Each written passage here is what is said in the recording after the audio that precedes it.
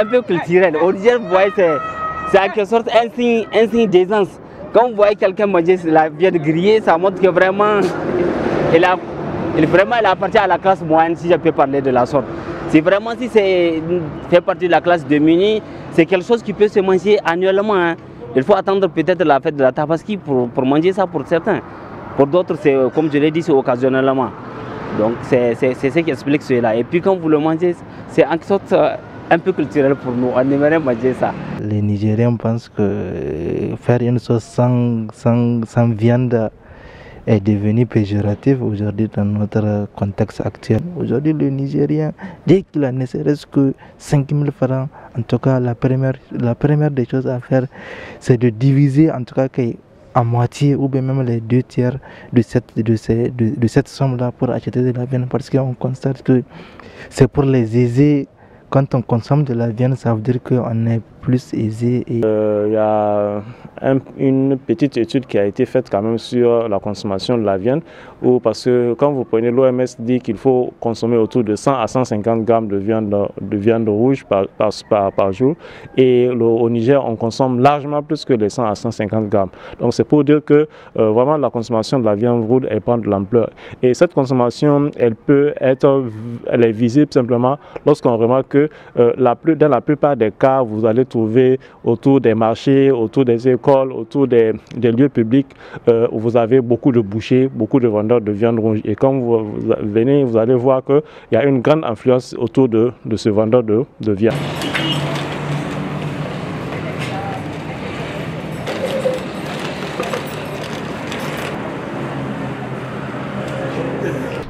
Bon, alhamdulillah, Niger. Dans cette période de froid, et malgré que les gens rentrent tôt chez eux, je grille 5 moutons par jour et je vends pratiquement tout.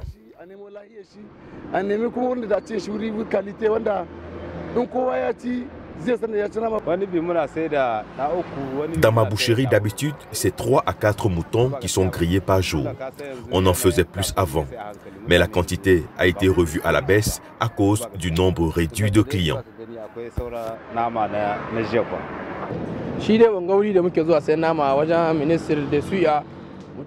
C'est devenu une habitude pour moi. Tous les jours, je viens chez le marchand de viande grillée en acheter pour mon déjeuner. Et c'est ici que je trouve la viande à mon goût.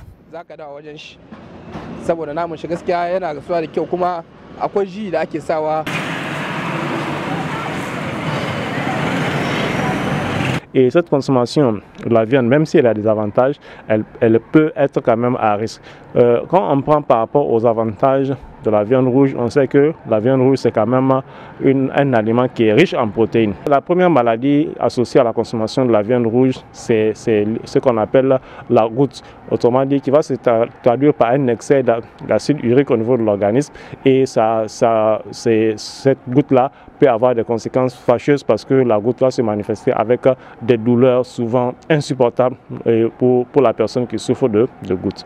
Maintenant, en plus de la goutte, la consommation de la viande est généralement associée à la consommation d'excès de graisse. Parce que la viande que nous consommons, et souvent quand vous allez chez le boucher a tendance à croire que la meilleure viande, c'est la viande qui contient beaucoup de graisse. Donc ce qui fait que le consommateur également va consommer de la viande avec beaucoup de graisse, ce qui fait que également il y a des conséquences associées à cette consommation-là de la viande avec beaucoup de graisse, parce que ça peut favoriser l'obésité, c'est-à-dire qui va se manifester par un excès de poids.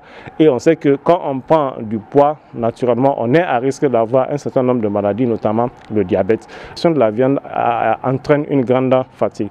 Maintenant, indépendamment de ces troubles-là, la consommation de la viande est également associée à d'autres troubles, notamment la constipation.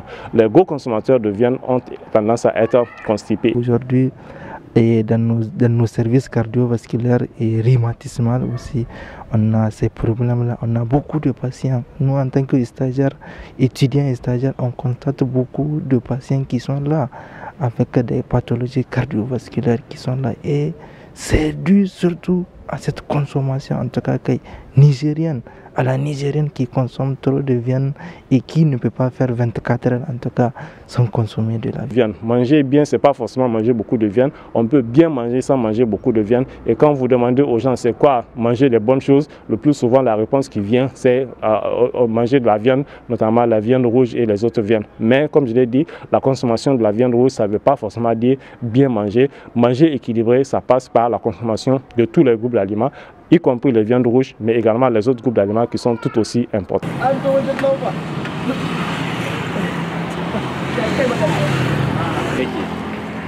Oh,